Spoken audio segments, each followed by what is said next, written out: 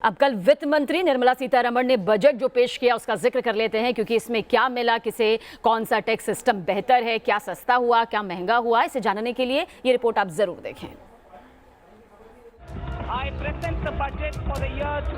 मुझे खुशी है कि आज अनेक विद्वानों ने इस बजट की ट्रांसपेरेंसी की सराहना की है। ये शानदार बजट है और इसकी जितनी भी प्रशंसा की जाए वह कम है। ये हिंदुस्तान के ऑटोमोबाइल के इतिहास का एक रिवोल्यूशनरी डिसीजन है। सोमवार को संसद में 110 मिनट के अपने सबसे छोटे बजट भाषण में केंद्रीय वित्त मंत्री ने कोरोना से कराहती अर्थव्यवस्था को रफ्तार देने का जो प्लान पेश किया, उससे बॉम्बे स्टॉक एक्सचेंज का सेंसेक्स 24 साल की ऐतिहासिक छलांग के साथ 48,500 के पार बंद हुआ, तो निफ्टी में भी 693 अंकों की तेजी दर्ज हुई।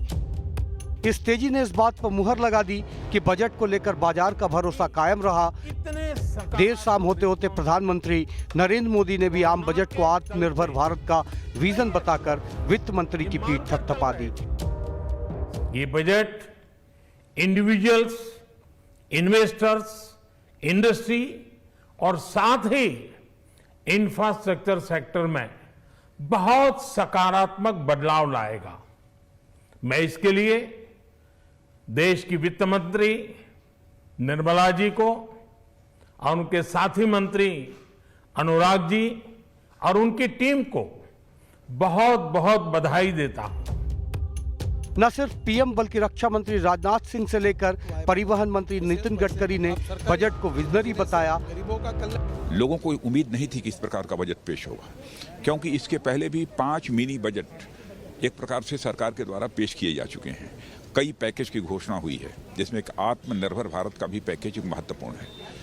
तो मैं समझता हूं कि यह बहुत ही ये शानदार बजट है और इसकी जितनी भी प्रशंसा की जाए वह कम है। ये हिंदुस्तान के ऑटोमोबाइल के इतिहास का एक रिवोल्यूशनरी डिसीजन है और ये स्क्रैप करने के कारण ऑटोमोबाइल इंडस्ट्री 30% बढ़ेगी, तो आज जो रोजगार है वो बढ़ेंगे।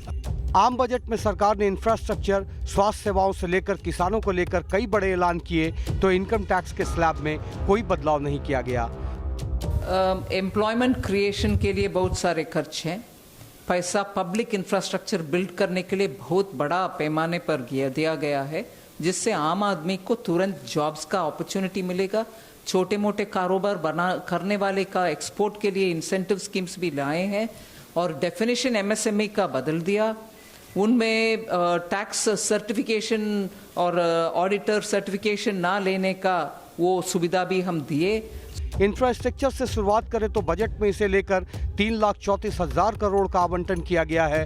3 राज्यों में नए इकोनॉमिक कॉरिडोर बनाने की बात कही गई है। 7 टेक्सटाइल पार्क, तमिलनाडु में 1 लाख करोड़ से ज़्यादा और केरल में 65,000 करोड़ के एनएच प्रोजेक्ट तैयार किए जाने हैं।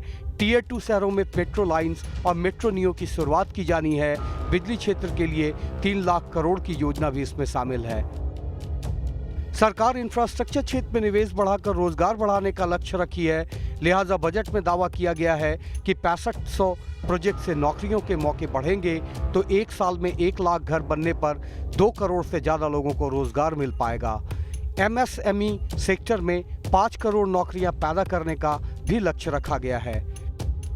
कृषि क्षेत्र में तेजी लाने और किसानों की आय बढ़ाने को लेकर भी सरकार ने कई घोषणाएं बजट में की हैं।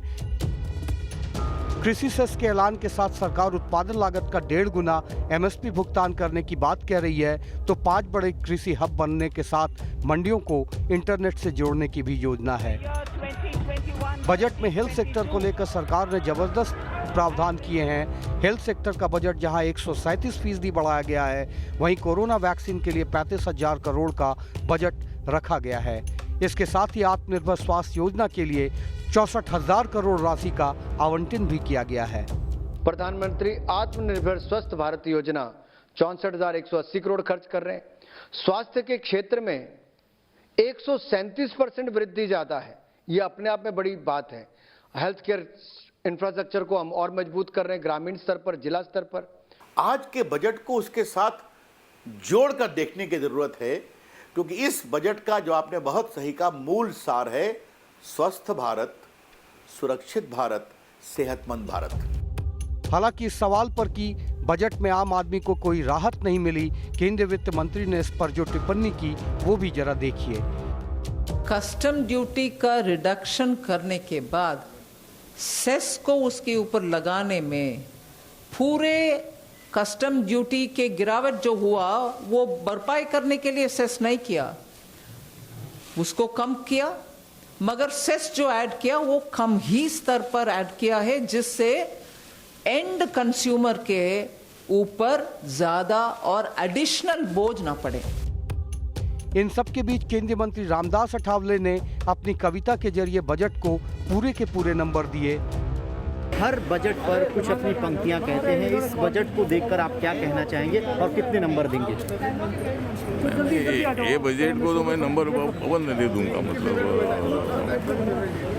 क्योंकि आज मेरा बहुत ही खुश है मन, आज मेरा बहुत ही खुश है मन, क्योंकि ये बजट है नंबर 1।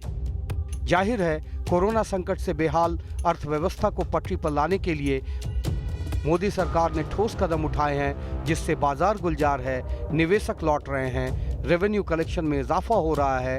अब जरूरत इस रफ्तार को बनाए रखने की है। Team news nation.